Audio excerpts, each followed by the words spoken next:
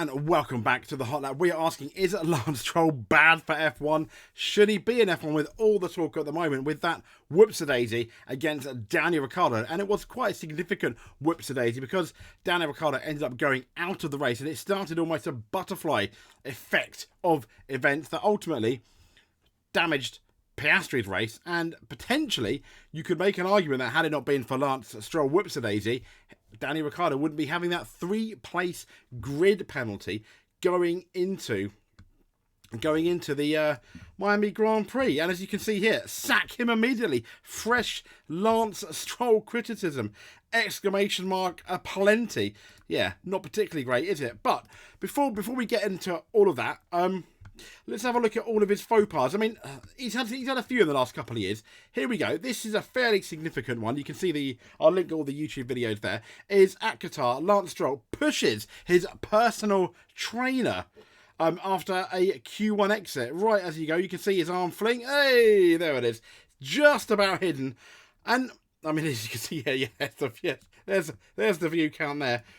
Yeah, goes in and... yeah, there's the push. There's the push there. Absolutely no need for it. Now, the issue with that is, at no point did Lance Stroll actually come out in the media or anywhere and say what I did was kind of wrong. He kind of made, I would not say fun of it, but he made very much light of it in the interviews afterwards.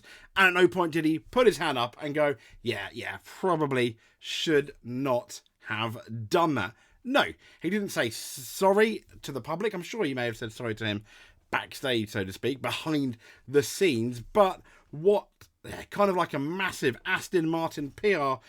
And why is that? Are the team too scared to criticise Lance Stroll? Who knows? Now, we've also got this here. I put it on there. This was in COTA a couple of years ago. 2022 of Lance Stroll doing what I think is a quite dangerous driving, funnily enough, to his current teammate Fernando Alonso. Down the start-finish straight, but down the main back straight in the Circuit of Americas in the US Grand Prix. And he just moves at the last minute and causes what could have been an absolutely massive accident, as you can see here. There's Fernando Alonso, and there you go. Lance Stroll moves pretty much at the last minute. I mean, Fernando Alonso ended up carrying on, which is absolutely amazing. But I mean, here we go again. So as you can see, there he is. Okay, so Lance Stroll is beginning to is standing there. So Alonso's like, okay, I'm going to overtake you, and then Lance Stroll just moves in front of him at the last minute. What was he thinking? Now, this is not bash Lance Stroll. Every driver, we understand, makes mistakes. I completely understand. No driver is perfect. Hamilton makes mistakes. Verstappen has made mistakes. But there's a couple of issues we'll get into with Lance Stroll. And he's been here now, for 8 years, I think? And he shouldn't be making as many mistakes as he does. This is obviously the most recent faux pas, let's say, at China. He ended up getting a 10-second penalty for this, and that was it. But ultimately, as you can see here, his race was kind of like almost ruined anyway with the damage there.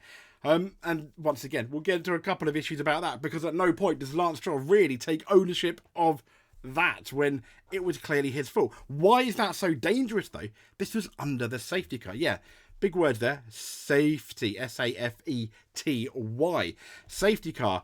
And as Danny Ricciardo said, which we'll get to in a second, the interview. I'll show you a clip. Hopefully we won't be copyrighted, so to speak. But I'll show you a clip which I thought was really interesting, where for the first time in quite a while we see Daniel Ricciardo get fairly angry. One more here. And this is significant because even Daniel Ricciardo sees it. Lance Stroll is looking. As you can see, his head kind of tilts towards, as you're looking at the right. He's looking at his mirror, and then suddenly, oh my gosh, kabush, bang. Yeah, not particularly good at all. And now here is the Daniel Ricciardo interview. I won't play it all. I did think this was fairly interesting, though. He's saying my mistake? Okay, I had started to calm down, but now that pisses me off, because I watched his onboard. He's not even looking at me. We start to brake, and his head starts looking at the corner, and then he starts to accelerate or come off the brake, and then he's right underneath me. So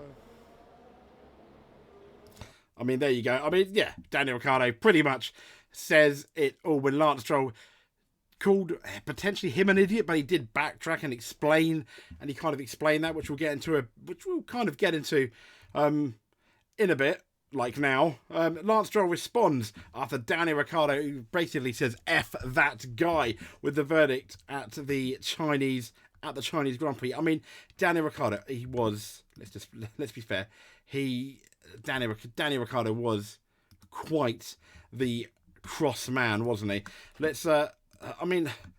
I can't really feel for Ricciardo there. But Lance Stroll, this is from PlanetF1.com, and it says he was in no mood to accept blame for that Chinese Grand Prix faux pas that landed him ultimately with a 10-second penalty. Now, following this safety car period to cover the stricken Sauber of Valtteri Bottas, which itself was its own issue, following a loss of power from his engine. Now, with Stroll using the words idiot over team radio, Ricciardo was not best pleased and responded "F that guy" after hearing, essentially Lance Stroll, what he believed, calling him an idiot. But Stroll claimed that Ricciardo was not the specific target of his idiot claim, as the Canadian explained, that braking in the pack ahead had led to the Constantino effect. And that's something Lance Stroll said quite a lot in his excuse. And that which triggered the chunt, rather than the misjudgment, as Ricciardo had suggested. He said, "I don't think it was him," to Stroll in reference to Ricciardo. "Everyone just slammed on the brakes, and he was the guy in front of me, so I don't think he slammed on the brakes. It was a Constantina effect," which I think is really, really strange. Stroll did not believe that he was at fault, and this is the thing. Quite often we hear this from Lance Stroll. He was not at fault. Just the same, when we go back to the Qatar push, at no point did he come out in the public and say, "Yeah, I should not have done that." And the stewards did not share his opinion, handed him with a 10-second time penalty, which didn't really mean much at all. The verdict, though, did not go down well with Stroll, who argued that the stewards should have considered the Constantino effect instead of handing out that punishment. He said, "I think it's because of the fact that I hit the guy, but someone hit the brakes and caused a," there we go, concertina. Stroll said that was essentially his response to the punishment. He said, "I don't know why I got a penalty." He questioned it, once again, he believed that it was because he hit Ricciardo. "It was a really odd Constantino effect," quoting Lance Stroll, "that I would have liked to see the stewards take into consideration maybe a bit more. I guess a little bit wrong place at the wrong time too. I was on his gearbox kind of thing and ready for the restart. Just very unlucky. We were having a good race until then, so it's a shame." Yeah. Now, here's one of the big issues, I think, with Lance Stroll. He does actually have some talent, which we'll get into the stats toward the end of the video. He is not absolutely the inept person that many people would have you believe. But I think one of the biggest issues, and his failure to accept what I believe as an F1 fan is quite critical analysis of himself, is the fact that his dad owns Aston Martin, and the Aston Martin team are seemingly a bunch of yes men, at least in the public. We've had Fernando Alonso be very nice about Lance Stroll. Why? Because he's getting a massive paycheck from Daddy, I suppose. Mike Krack as well. He said the Stroll F1 penalty was very harsh after China. Chain reaction, he said. Mike Krack on something. He's definitely on something, I think, for this opinion, but everyone's allowed their own opinion, aren't they? He said it was very harsh for Lance Stroll to be penalised for the contact with Daniel Ricciardo in the Formula 1 Chinese Grand Prix. Stroll hit Ricciardo, as we know, under the safety car, and his boss said a very, very quick, that's two verys, if you're counting, a very, very quick verdict today, without really understanding. I thought it was very, very, another two, fast, and very, that's 5 verys if you're counting, harsh, very quick decision. Oh my God, 1, 2, 3, 4, 5, we have 6 verys. So ultimately, he said a very, very quick verdict today without really understanding. I thought it was a very, very fast, very harsh, very quick decision. Krack said when motorsport.com quizzed him about the punishment. He went, I think it was a chain reaction, ergo Constantina, at the end of the day. You saw Fernando looking and another car behind it, and I think everybody was a little bit caught out there. Yes, they were, but why did nobody else have that accident? He said, I would have liked that this would have been looked at in a little more detail, in a little more detailed way. We tried to discuss it, but the verdict was very quickly that Lance was to blame, which he was, and he got a 10-second penalty.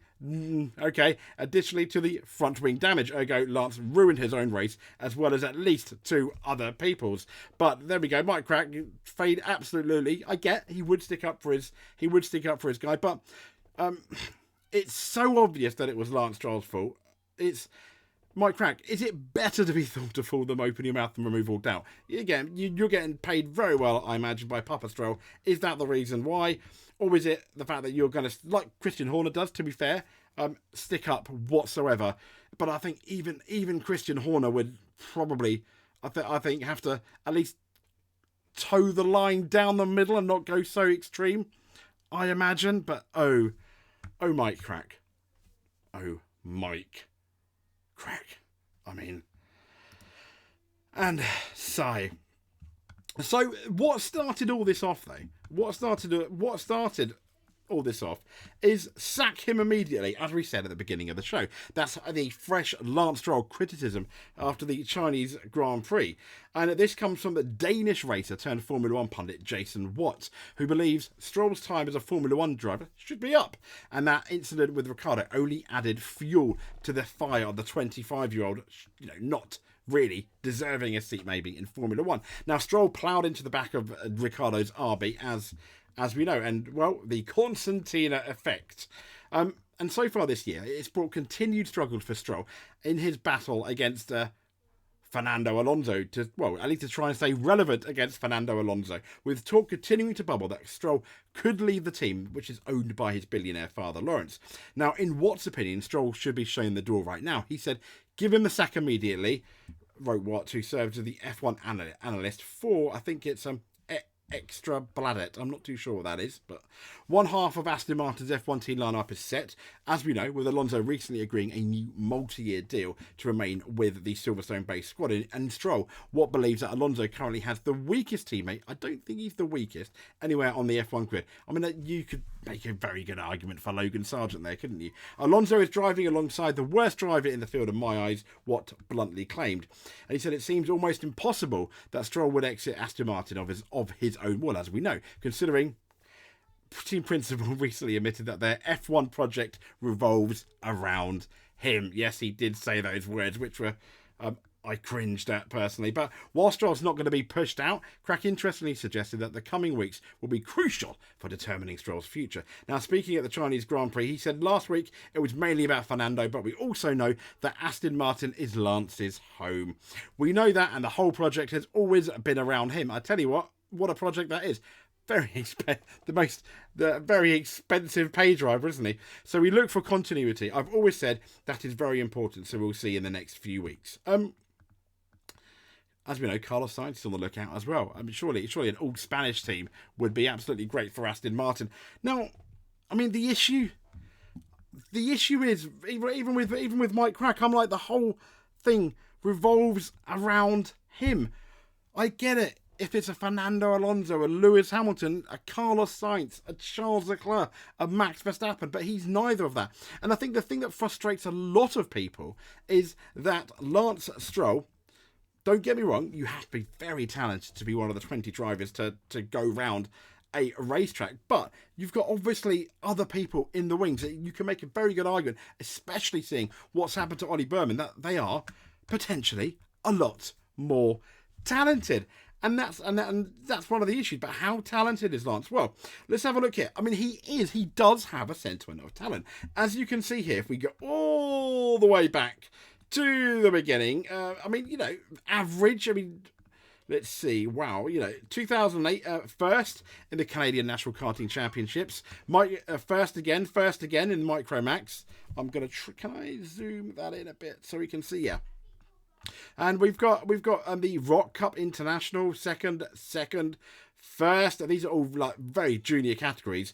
First. Now, when it stops being green, 2011 Bridgestone Cup, WKR side final, 15th, 16th. So not great. 18th, but second. Another second, the 21st in the KFC chat. 2012 finished 4th.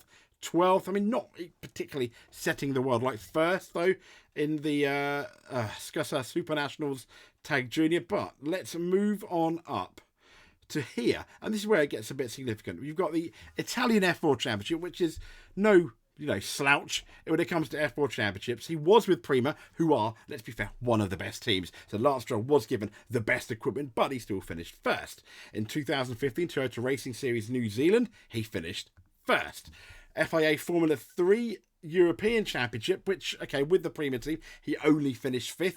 Not particularly great. And in the Macau FIA International Cup, he finished 8th. It was Macau. The WeatherTech Sports Car Championship, he finished a lowly 27th. But in 2016, he finished first in the FIA European, so in the Prima Power Team. So not an absolute slouch. However, I think a lot of them not setting the world alight. In Williams, he finished 12th. And let's have a look at his overall Grand Prix stats, which you can see just about here. Obviously, no championship, no wins, but he has 3 podiums, which isn't bad. That 1 pole in Turkey, and he led the Turkish Grand Prix like he was a pro. Out of his 149 starts, no fastest laps. Been on that podium 3 times. 277 points and 26 retirements. But he's been in for 8 years, and he's making mistakes that someone in for 8 years absolutely shouldn't be making those kind of mistakes. And therein lies the issue, that he's taking a place on the grid. He is a average midfielder at best with a few podiums. He does have flashes of brilliance, but a lot of drivers you can make an argument for have flashes of brilliance. He is simply a permanent pay driver, I think, as long as Daddy Stroll ends up funding his seats. And there's a lot of people. There's a lot of people that are better. Just look at IndyCar, the current Formula 2. A few of them. I mean, it's almost a travesty that Stroll is currently racing, and there are quite a few F2 champions since he's been in Formula 1 that very much are not. He did okay against Sebastian Vettel, didn't he? But I think that was kind of an outlier because Vettel was, I'm not saying his heart wasn't in it, but it wasn't peak Sebastian Vettel. And now he's been really shown up by Fernando Alonso. So, I mean, what do you guys think? Should he stay or should he go? That's going to be the issue. And if you were Aston Martin, surely at some point that could hurt your bottom line when embarrassing things like this happen. And Lance Stroll, not Lance Stroll, but is associated with the Aston Martin brand, albeit your father, has a big say in it. Will we see Lance Stroll in 2025? No, I don't think we should. But that's assuming whether Aston Martin is a team that takes itself seriously. So if you liked what you see, please give us a subscribe, comment below, let us know what you think about Lance Stroll and whether he should stay or he should go. Once again, I think he is still a fairly talented driver. It takes something to get pole. It takes something to get a podium. It takes something to win, for example, an F3, an F3 championship. Fair play to him. Is he F1 material? Consistently, he's shown that he is not consistent enough in his good days to be a long-term F1 material, and a lot better drivers have lost seats in the meantime. We'll speak to you soon. Thank you very much.